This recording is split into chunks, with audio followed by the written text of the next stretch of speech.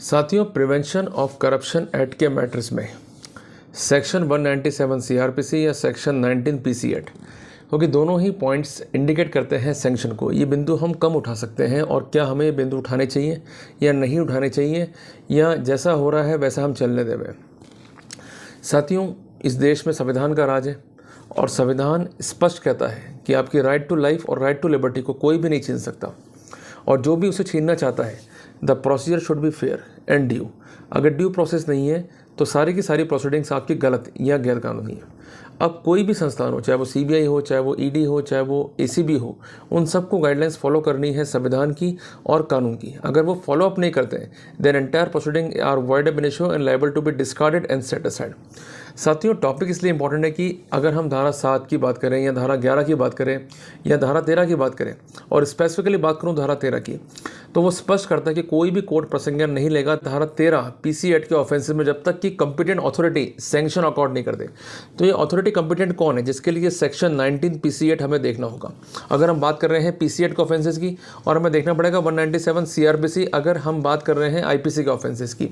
तो साथियों, सबसे इंपॉर्टेंट बात क्या है कि अगर पीसी एक्ट के तहत हम किसी व्यक्ति को धारा 13 में प्रोसिक्यूट कर रहे हैं और सैंक्शन टू प्रोसिक्यूट नहीं है तो ऐसी कार्रवाइयाँ इलीगल है। हालांकि प्रोसिक्यूशन ये प्ली लेती है कि ये रिटायर हो गया है या आवश्यक नहीं है, तब भी ऐसी लिबर्टी दी है केरला हाई कोर्ट ने कि भले वो रिटायर हो गया है तब भी आवश्यक है। अगर ऐसी आपत्ति रेज की रहती तो कंसर्न ट्रायल कोर्ट ऐसी आपत्ति को कंसिडर करने के लिए बाउंड है before passing the judgment. Topic काफ़ी इंपॉर्टेंट है, आपके राइट से जुड़ा हुआ है, आप नोट डाउन करते हुए चलिए जो कुछ बता रहा हूँ। तो साथियों, शुरू करता हूँ आज का प्रेजेंटेशन। साथियों, जैसा कि स्क्रीन पर आप देख रहे हैं कि अक्सर कई मामलों में अक्यूज्ड को प्रोसिक्यूट किया रहता है, और इस मामले में भी अक्यूज को जो है प्रोसिक्यूट किया गया अंडर सेक्शन 468, 471, सेक्शन 420 और सेक्शन 120B आईपीसी के तहत। ये सेक्शन जो है इंडिकेट करता है फॉर्जरी को for the purpose of cheating, और ये सेक्शन जो है इंडिकेट करता है using forge document as genuine, और सेक्शन 420 जो है इंडिकेट करता है चीटिंग को, और सेक्शन 120B जो है ये करता है इंडिकेट क्रिमिनल कॉन्स्पिरेसी को। ये सेक्शंस क्या है, इनकी क्या एप्लीकेबिलिटी है, जिस बारे में अलग से मैंने वीडियो बना रखा है, वहाँ जाकर आप देख सकते हैं। पर मोटी मोटी बात यह कि एलिगेशन जो मुलजिम में थे वो थे section 468, 471, section 420, section 120B IPC को लेकर, और सेक्शन 13(1)C जिसको हम कहते हैं मिस एप्रोप्रिएशन, और सेक्शन 13(1)D और सेक्शन 13(2) पीसी एक्ट के तहत। क्लियर है? बेसिकली आर्गुमेंट क्या था प्रोसिक्यूशन का कि इन लोगों ने अपनी ऑफिशियल पोजीशन का अब्यूज़ किया है और एंटर्ड किया है क्रिमिनल कॉन्स्पिरेसी में विद अदर को अक्यूज्ड, और इन्होंने प्रिपेयर किए हैं और सबमिट किए हैं फॉर्ज्ड डॉक्यूमेंट को। क्लियर हो गया? और कई बार ऐसे ही केसों में आप भी जो है फंस जाते हो ना, कि आपके ऊपर सेक्शन फॉर्जरी का भी है, 420 का भी है, 120B का भी है, 13(1)C भी लगा दिया, 13(1)D भी लगा दिया। इतनी धारा हमारे पर लग गई भाई, हम समझ में आते हैं करना क्या है, कि बचे कैसे, क्या करें क्या ना करें, बस इधर उधर भागते रहते हैं, और अंतोकथवा जो है फिर हम रहता है कन्वर्ट, फिर हम रोते रहते हैं। भाई देखो, छोटी सी बात समझो कि अगर आपको इन मैटर्स में बचना है तो एक बात दिमाग में रखनी पड़ेगी कि फैक्ट्स के मास्टर आप हो, हम नहीं हैं। हम लोग लॉ जानते हैं, फैक्ट्स आप बताओगे तो हम लॉ अप्लाई कर देंगे, और फैक्ट्स और लॉ अगर मिल जाते हैं और एक प्रॉपर कॉम्बिनेशन है तो वहाँ पर फ़ायदा आपको मिल जाएगा। पर प्रॉब्लम आती क्या है, ना डिस्कस आप करने में इच्छुक हो, ना ही डिस्कस आपके जो सलाहकार हैं आपसे करने में इच्छुक हैं, और दोनों जो है मस्ती में जी रहे हैं, और अंतोकथवा खामियां जो है आपको भुगतना पड़ता है। तो मेरे भाई, अगर जीतना है तो खुद जगना पड़ेगा, खुद वर्कआउट करना पड़ेगा, और खुद पॉइंट्स तैयार करने पड़ेंगे, और उस पर लीगल थ्योरीज क्या क्या एप्लीकेबल है ये आपको समझनी होगी। तभी आप कोर्ट को कन्विंस कर पाएंगे कि yes, it is a legal point on which we are going to convey to the honourable court in light of the facts on the record. Clear हो गया? तो जो ये मैटर हैं, चाहे फॉर्जरी के हो, चाहे चीटिंग के हो, चाहे क्रिमिनल कॉन्स्पिरेसी के हो, या 13(1)C के या 13(1)D के हैं, ये रंगिया तो पकड़ने वाले ट्रैप्स नहीं है। यहाँ पर क्या है सबसे इंपॉर्टेंट बात, कि आप पर चार्ज गबन का है, आप पर चार्ज मिसकंडक्ट का है, आप पर चार्ज चीटिंग का है, आप पर चार्ज फॉर्जरी का है, आप पर चार्ज कॉन्स्पिरेसी का है। तो इन ऑफेंसेस के अंदर सबसे इंपॉर्टेंट बात, क्या नुकसान हुआ है ये प्रूव करना है प्रोसिक्यूशन को, जिसके लिए एन राघवेंद्र के निर्णय में जो है सुप्रीम कोर्ट ने स्थितियां स्पष्ट करी है। सबसे इंपॉर्टेंट बात ये। दूसरी बात, क्रिमिनल कॉन्स्पिरेसी का चार्ज हम रूटीन मैनर में इम्पोज नहीं करते। For the criminal conspiracy it has to be shown that कि अक्यूज का एक्टिवली पार्टिसिपेशन क्या था और क्राइम में किस तरह से इन्वॉल्व था। 120 भी लिख देना या लगा देना पर्याप्त नहीं है, 120 भी वास्तव में कैसे अप्लाई हो रही है, क्योंकि ये दो लोगों के बीच का एक एग्रीमेंट है। जहां पर दो लोग राजी हैं किसी क्राइम को करने के लिए, तो क्राइम में उनका एक्टिव रोल क्या था, एक्टिव पार्टिसिपेशन क्या था, ये जो है स्पेसिफिक करना पड़ेगा प्रोसिक्यूशन को।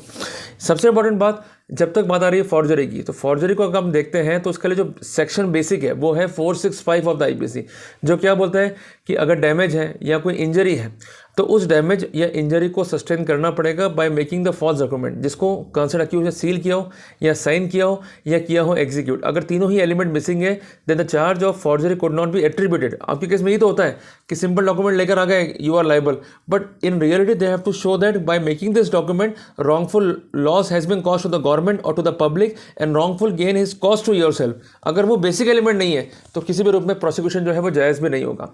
और 13(1)D के लिए उनको शो करना है कि आपके पास एक ऑफिशियल फंक्शन था, एक ऑफिशियल ड्यूटी थी, आपने मिसकंडक्ट किया, उसके बनस्पत आपने कोई पेक्यूनरी बेनिफिट लिया या तो खुद के लिए या आपने किसी मिलने वाले के लिए, जिसका एकमात्र मकसद फेवर और डिसफेवर करना था। क्लियर हो गया? तो ये बातें जो है ध्यान में रख के चलनी है हमारे को। अगर हम ध्यान में नहीं रखेंगे तो हमें नुकसान जो है भोगना पड़ेगा। और इसके अलावा 13(1)D को लेकर जो एक बेसिक लॉ है वो है Neeraj versus state of NCT का, जिसमें डिसीजन 15/12/22 का भी है, 17 मार्च 23 का भी है। दोनों में स्पेसिफिक किया गया है कि 13(1)D तब एप्लीकेबल होगा जब अक्यूज ने डिमांड करा हो, अक्यूज ने एक्सेप्ट किया हो और यह अक्यूज को कोई पेक्यूनरी बेनिफिट हुआ हो और किसी को जो है कोई पेक्यूनरी लॉस हुआ हो और अक्यूज हर कीमत पे अपने ऑफिशियल फंक्शन को गलत रूप से डिस्चार्ज करते हुए फेवर या डिसफेवर करते हुए अनुचित लाभ लेना चाहता था। अगर ऐसी एविडेंस नहीं है, you could not be prosecuted under section 13(1)D of the PC act. इस बात को नोट कर लेना। अगर आप लीगल थ्योरी को नहीं समझोगे तो आपको जो है नुकसान भोगना पड़ेगा, इसलिए लिख लो भैया, नोट कर लो उसको, आपको ही आराम रहेगा उसमें। अब सबसे इंपॉर्टेंट जो प्ली होता है इन मामलों में वो है धारा 19 का या 197 सीआरपीसी का। इनका कहना ये था कि जो ये कंसेंट सैंक्शंस हैं इनको ऑब्टेन नहीं किया गया है, जिस कारण एंटायर प्रोसीडिंग जो है they are liable to be set aside and question and entire proceedings are bad in law. Clear है?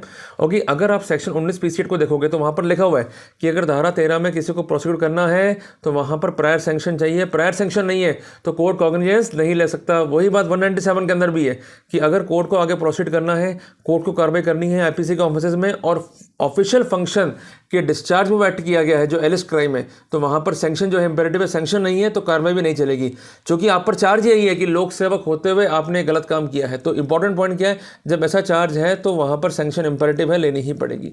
यहाँ पर सबसे इंपॉर्टेंट बात क्या है, जो तर्क था प्रोसिक्यूशन का, और ये तर्क आपके केसों में भी रहता है कि पिटिशनर जो है वो सर्विसेज में नहीं है, रिटायर हो चुका है और सेक्शन 197 सीआरपीसी या सेक्शन 19 पीसी एक्ट की सैंक्शन जो है यहाँ पर इंपेरेटिव नहीं है, आवश्यक नहीं है। साथियों, सबसे इंपॉर्टेंट बात यह है कि अगर एलिज्ड offences in discharge of official duty है तो सैंक्शन तो ऑब्टेन करनी पड़ेगी। और केरला हाईकोर्ट ने क्या व्यू दिया कि ये पिटिशन डिस्पोज ऑफ की रहती है with the direction to the concerned trial court to consider the plea of want of sanction raised by the petitioner at the time of trial, कि जो ये प्ली है ये वैलिड प्ली है, इसको आप कंसिडर करोगे और कंसिडर करते हुए जो है आपको फैसला करना है। तो कुल मिला के हम एक बात कह सकते हैं कि सैंक्शन जो है इंपेरेटिव है, चाहे धारा 19 की हो चाहे 197 की हो, ये ऑब्टेन करनी है। अगर ऑब्टेन नहीं की जा रही है तो it will definitely cause a damage to the concerned case of the prosecution. अगर धारा 19 पीसी एक्ट या धारा 197 सीआरपीसी को आप जो है अर्ज कर रहे हैं और इसके लाइट में आप प्लीडिंग्स कर रहे हैं, तो आप एक बात ध्यान रखें कि ये सैंक्शंस जो है इंपेरेटिव है, क्योंकि आप पर चार्जिंग क्या हो रही है कि बीइंग अ पब्लिक सर्वेंट आपने गलत काम किया। अगर बीइंग अ पब्लिक सर्वेंट ये गलत काम मैंने किया है, ऐसा मुझ पर चार्ज है, तो मुझे कानून के प्रोटेक्शन मिलने चाहिए। हालांकि इसमें कई तरह के लॉ हैं कि नहीं मिलना चाहिए, बट जो रिसेंट लॉ है वो ये कहता है कि मिलना चाहिए, जिस कारण केरला हाईकोर्ट ने डायरेक्शन दी है कि इस पॉइंट को आप कंसिडर करोगे और कंसिडर करते हुए आप जो है आगे बढ़ोगे। तो साथ ही इंपॉर्टेंट लीगल अपडेट है, तो जानकारी रखो मेरे भाई, उसके लाइट में प्लीडिंग्स करो, ड्राफ्टिंग करो, आर्ग्यूमेंट करो, तभी आपको फायदा होगा, अदरवाइज कोई फायदा नहीं होगा। चुपचाप बैठ जाओगे, वैसे हारे हो तो लड़के मरो तो हमें गम नहीं होगा कि कम से कम लड़े थे। दिल में मना लेना चाहिए मैं लड़ाई नहीं बैठ गए, तो आप लड़ोगे तो ही जीतोगे, अदरवाइज वैसे आप हारे हुए हो। तो कुल मिला के मेहनत करो, लड़ो, निश्चित तौर पर हम सफल होंगे ही होंगे। तो साथियों, टॉपिक अगर अच्छा लगा, इसने आपको लीगली और कंसेप्चुअली एनलाइटन किया, तो इस वीडियो को लाइक और शेयर जरूर करना। मिलते हैं एक नए टॉपिक के साथ, तब तक के लिए जय हिंद, जय भारत।